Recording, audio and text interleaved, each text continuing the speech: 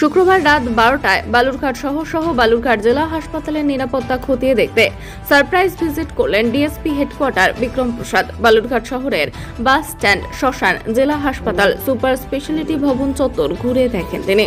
DSP হেডকোয়ার্টারের সঙ্গে ছিলেন বিশাল police বাহিনী, ছিল মহিলা পুলিশও। হাসপাতাল চত্বরে বিভিন্ন এলাকা ঘুরে দেখেন তিনি। পাশাপাশি ফাঁকা ঘর, নার্সিং ট্রেনিং স্কুল, রাত্রি আবাস ঘুরে দেখেন। হাসপাতাল চত্বরে কর্তব্যরত পুলিশ কর্মীদের আরও সজাগ থাকতে বলেন তিনি। রাতের বেলায় হাসপাতালে কর্তব্যরত মহিলা কর্মীদের সঙ্গে কথা বলেন তিনি।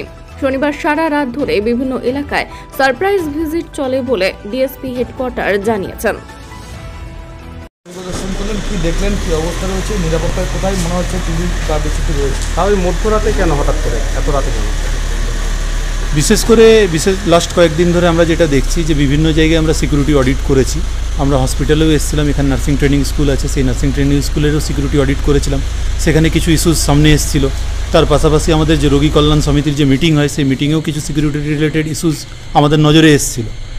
এবার সাধারণত দিনের বেলায় আমাদের সাফিসিয়েন্ট অফিসার ফোর্স সব কিছুই থাকে, রাতের বেলাতেও আমাদের অফিসার ফোর্স সাফিসিয়েন্ট থাকলেও তাদের অ্যাক্টিভিটিস কী আছে এগুলো সারপ্রাইজ ভিজিট না করলে ঠিক বোঝা যায় না।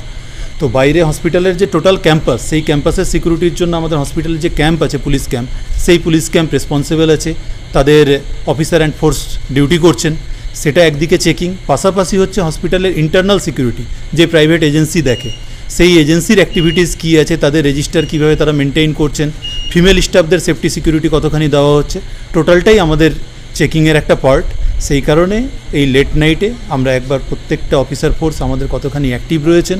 হসপিটাল ক্যাম্পাসের বেশ কিছু আমরা দেখেছি লাস্ট যে নজিরগুলো এসছে, হসপিটাল থেকে ক্রমাগত পেশেন্টদের পালিয়ে যাওয়া, এই ধরনের ঘটনা বহুবার ঘটেছে এখান থেকে। তো কোথায় আমাদের লুফোলসগুলো আছে এইগুলোকে আইডেন্টিফাই করার জন্যই আমরা মূলত এই টাইমগুলোকে বেছে নিয়েছি। এবং বিভিন্ন টাইমে, শুধুমাত্র আজকে নয়, আমাদের রেগুলার বেসিসে এই ভিজিটগুলো চলছে এবং বিভিন্ন টাইমে কীভাবে আমরা এই লুফোলসগুলোকে কভার করতে পারি তারই একটা প্রচেষ্টা। আর্যিকর ঘটনার পর যে উইনার্স টিম আছে জেলার, তারা কীভাবে কাজ করছে, দিনের পাশাপাশি রাতে কেমন কাজ করছে? উইনার্স টিম ডেফিনেটলি আমাদের প্রত্যেকটা জেলাতেই উইনার্স টিম করা হয়েছে। মেয়েদের বা নারীদের সুরক্ষা সুনিশ্চিত করার জন্যই এটাই স্পেশাল একটা বাহিনী। সেই বাহিনী প্রত্যেক জেলাতেই খুব অ্যাক্টিভলি কাজ করছিল, এখনও করছে।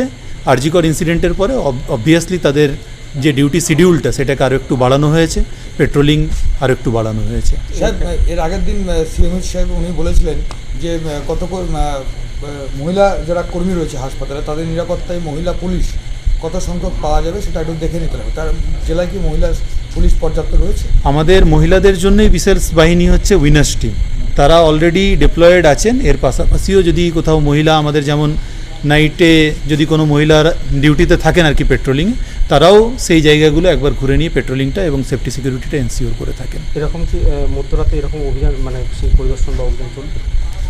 মাঝে মধ্যে নিশ্চয়ই চলবে, এটা আমাদের সারপ্রাইজ ভিজিট। তো সারপ্রাইজ ভিজিট সারপ্রাইজের মতন করে মাঝে মধ্যে নিশ্চয়ই হবে।